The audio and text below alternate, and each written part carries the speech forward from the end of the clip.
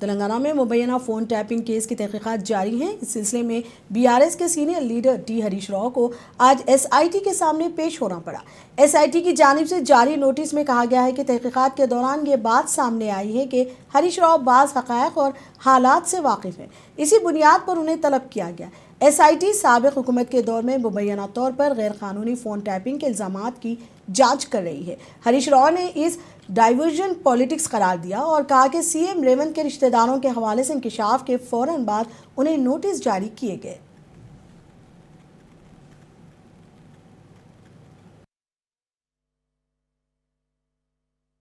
You know, the thing is, for the last 2+ years, ever since Congress government has come into office here, all they have done is kill time. All they have done is to basically manage media, manage attention of the people. By way of various cases, you know, they said Kaleshwaram, there is a scam, 2+ years. Formula E, they said there is a scam, some sheep gotala. Now they are saying tapping. So for the last 2 years, Congress ने बस एक ही काम किया, सिर्फ एक काम किया। एक तरफ तो पूरा जो लूट रहे हैं, दिल्ली को पैसा भेज रहे हैं, वो तो बराबर चल रहा है, और यहाँ पे जो है हमारे अपोजिशन लीडरों को, खास बीआरएस पार्टी के लीडरों को बार बार नोटिस देना, बार बार मीडिया में उनको दिखाना, बार बार ये कहना कि इनका अरेस्ट हो जाएगा, इनका फलाना हो जाएगा, ठिकाना हो जाएगा। 2 साल हो गया, और कितने दिन चलाओगे टाइम पास? मैं बस सीधी सवाल रेवंत रेड्डी से और किशन रेड्डी जी से पूछना चाहता हूँ। रेवंत रेड्डी जी, किशन रेड्डी जी, सीधी बात, सिंगरेनी जो एजेंसी है उसमें 51% जो है राज्य सरकार का है, तेलंगाना सरकार का, 49% केंद्र सरकार का है। हम सीधी तरह से आपको कह रहे हैं कि जो नैनी का जो कोल ब्लॉक है उसमें, और साथ ही साथ पिछले जो 6 महीने में 5-6 हज़ार करोड़ का कॉन्ट्रैक्ट बुलाया गया था, टेंडर बुलाया गया था सिंगरेनी में, इसमें सीधा रेवंत रेड्डी का जो ब्रदर इन लॉ है सृजन रेड्डी, उन्होंने किंग पिन बन के कॉन्ट्रैक्टरों को फोन करके, डरा के, साइट विजिटेशन सर्टिफिकेट करके एक नया कानून, नया एक कंडीशन इन्होंने ला लिया। इसका मतलब सीधी बात है, अगर आपको समझना है, आज अगर आप एक टेंडर सिंगरेनी में आप डालना चाहते हो, टेंडर में पार्टिसिपेट करना चाहते हो, तो आपको साइट पे आना होगा। चाहे आप मुंबई से हो या मेघालय से हो, जहां कहीं से भी हो हिंदुस्तान में, आपको साइट पे आना होगा, आपके पूरे डिटेल्स देना होगा कि भाई मैं साइट पे आया, और सर्टिफिकेट सिंगरेनी देगी। अगर उनको ना पसंद हो, आप उनके कहने पे नहीं मानते हो, राज्य सरकार के कहने पे नहीं मानते हो, यहाँ की जोर और जबरदस्ती जो रेवंत रेड्डी के भाई ब्रदर इन लॉ जो कर रहे हैं, उस पर अगर आप उसको अगर नहीं मानते हो, तो आपको सर्टिफिकेट नहीं दिया जाएगा। इसी तरह जो 10 साल जब हमारी हुकूमत थी, सिंगरेनी में एक भी टेंडर प्लस टेंडर नहीं था, सरप्लस टेंडर नहीं था। जो एस्टिमेट था उसके नीचे, मतलब -10, -22% पे टेंडर जाता था। आज सडनली साइट विजिटेशन सर्टिफिकेट आ गया, एक कंडीशन, उसके तुरंत बाद आज +22, +10, +15%, और सीधा उसका टेंडर रेवंत रेड्डी के ब्रदर इन लॉ को मिल जाता है। इसलिए हम पूछना चाहते हैं केंद्र सरकार से, केंद्र के जो कोल मिनिस्टर है किशन रेड्डी, जो हमारे राज्य से हैं, उनसे पूछना चाहते हैं, पूरे आधार के साथ, पूरे सबूत के साथ जब हम आपको डिटेल देने के लिए तैयार है, आप क्यों नहीं आगे आते हो? आप क्यों नहीं बोलते हो इस बारे में? इससे पहले भी अमृत में जो स्कैम हुआ था। हरीश राव ने मरकजी वजीर जी किशन रेड्डी को एक खुला खत लिखा है और सिंगरेनी टेंडर्स में मुबैना बेज़ाब्तगियों की फौरी सीबीआई जांच का मुतालबा किया है। हरीश राव का कहना है कि वो वजीर आला रेवंत रेड्डी के बहनोई के खिलाफ शवाहिद पेश करेंगे। हरीश राव ने इल्ज़ाम लगाया कि बदउनवानी को बेनकाब करने के चंद घंटों बाद ही उन्हें नोटिस भेजे गए। उन्होंने कहा कि वो तफ्तीश के लिए हाजिर हो रहे हैं क्योंकि उन्होंने कोई गलती नहीं किया और उन्हें निज़ाम इंसाफ पर पूरा भरोसा है।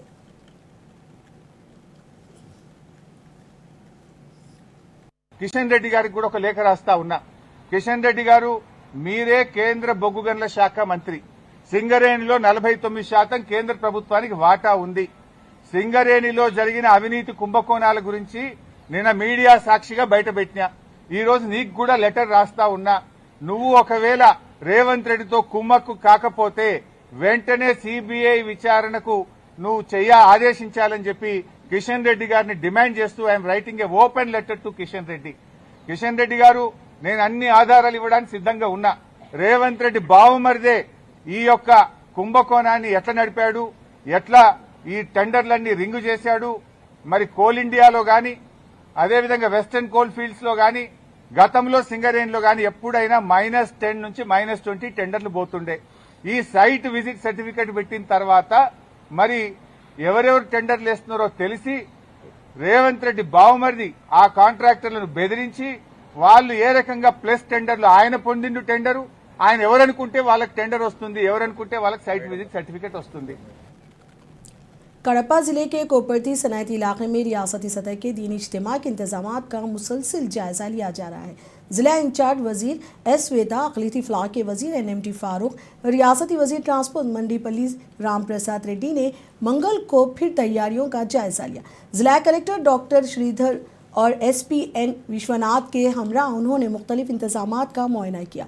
कोपरती सनैती इलाके के करीब 350 एकड़ पर 23, 24 और 25 जनवरी को इज्तिमा मुनक्किद हो रहा है. इस सिलसिले में रोड मैप, सिक्योरिटी और दीगर बुनियादी सहूलतों पर तफसीली हिदायत दी गई है.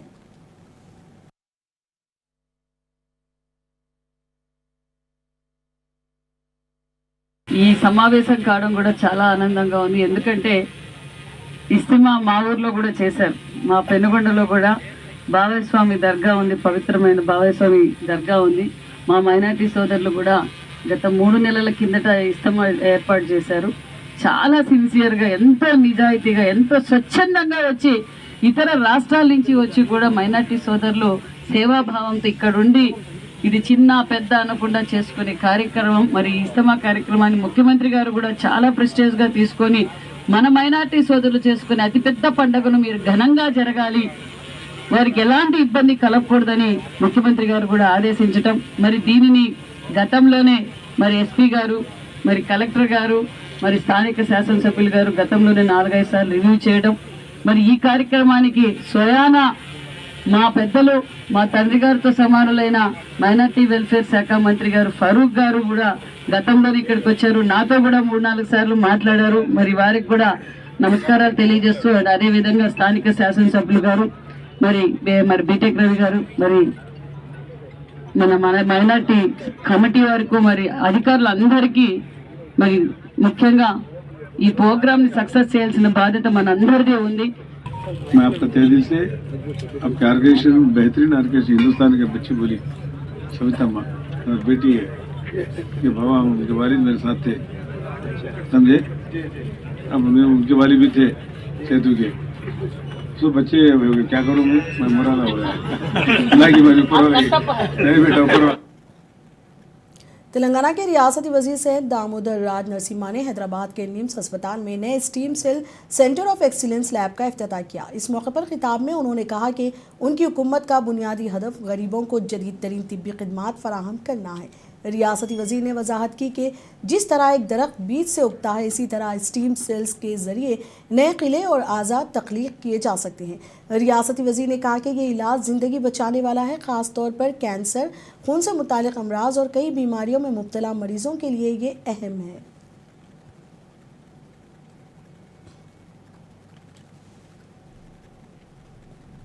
तेलंगाना वक्फ बोर्ड के चेयरमैन सैयद अजमतुल्लाह हुसैनी और MLA शंकरिया ने वक्फ बोर्ड अहदेदारों के हमरा दरगाह हज़रत जहांगीर पीरा का दौरा किया.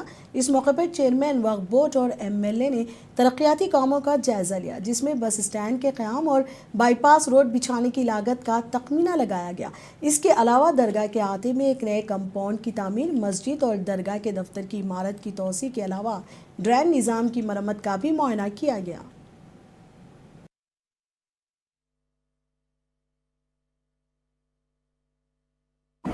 दरगाह हजरत जहांगीर पीर रहमतुल्लाह अलैह के उर्स के मौके पर 15 तारीख को संदल के जब मौके पर मैं और मुकामी MLA शंकर साहब का जब यहाँ पर हम संदल मुबारक हम जब पेश किए थे, उस वक्त हम यहाँ पर देखे कि बहुत सारे तरक्याती काम रुके हुए हैं.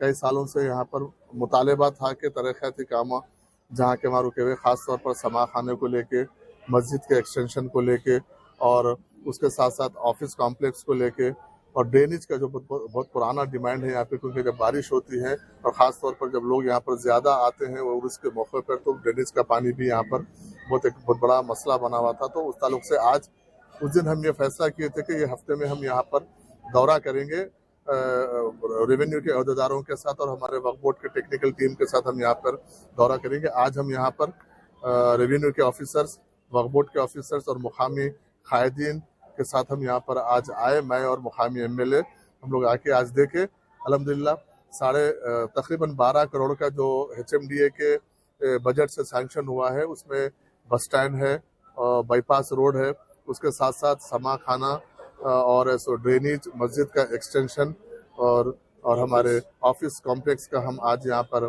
पूरा हम दौरा किए, देखे हैं। और वक्फ बोर्ड के ऑफिसर्स को मकामी कायदीन के साथ और उसके साथ साथ रेवेन्यू के ऑफिसर्स के साथ हम ये आज हिदायत दिए हैं कि आप एक हफ्ते के अंदर समा खाने को लेके, मस्जिद के एक्सटेंशन को लेके और ऑफिस कॉम्प्लेक्स को और किस तरीके से दरगाह की जो लोग यहाँ पर अतराफ में जिस तरीके से एक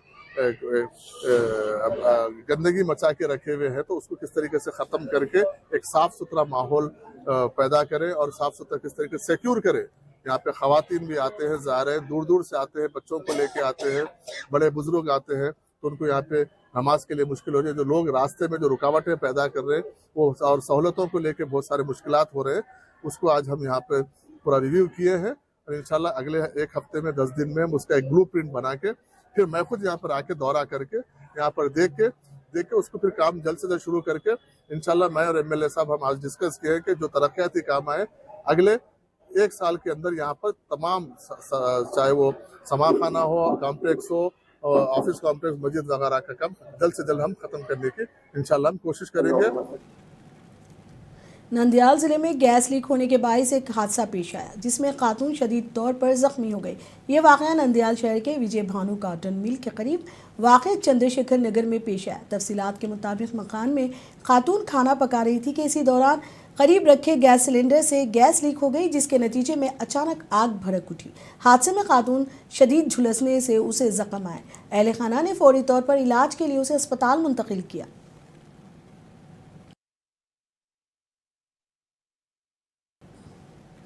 बेंगलुरु शहर के मशहूर लाल बाग बोटानिकल गार्डन में रिपब्लिक डे फ्लावर शो जारी है। इस साल इस शो में कन्नड़ के नामूर अदीब, माहिर माहौलियात फोटोग्राफर के.पी. चंद्र तेजस्वी को खिराज अक़ीदत पेश किया जा रहा है। दी जर्नी ऑफ तेजस्वी के उन्वान से सजे इस फ्लावर शो का इफ्तिताह 14 जनवरी को हुआ था। इस नुमाइश में तमिलनाडु, केरला, महाराष्ट्र और दार्जिलिंग से लाए गए तकरीबन 35 लाख फूल रखे गए हैं। इसके अलावा कुदरती और नामियाती खेती बाड़ी, कर्नाटक की GI टैग फसलें, नायाब व गैर मुल्की फलदार पौधे यहाँ देखे जा सकते हैं। साथ ही तितलियों, शहद की मक्खियों और भंवरों पर मुश्तमिल हशरात की नुमाइश भी इस शो में शामिल है। लालबाग फ्लावर शो रोज़ाना दिन 9 बजे से शाम 6 बजे तक आवाम के लिए खुला रहेगा। ये नुमाइश 26 जनवरी तक जारी रहेगी।